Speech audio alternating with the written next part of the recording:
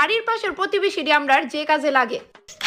না, চাটা ভালোই হইছে লতিকার দিদি। আরে আর কইও না, মাথাটা এক জায়গা থাই হই না, চায়ে চা পাতা দিতেই ভুল লাগেছি গা। একটু হলুদ দিয়ে না, রংটা সুন্দর হইছে। আচ্ছা কইতাছি পান কি আস্তাটা খাইবা না অর্ধেকটা দিতাম?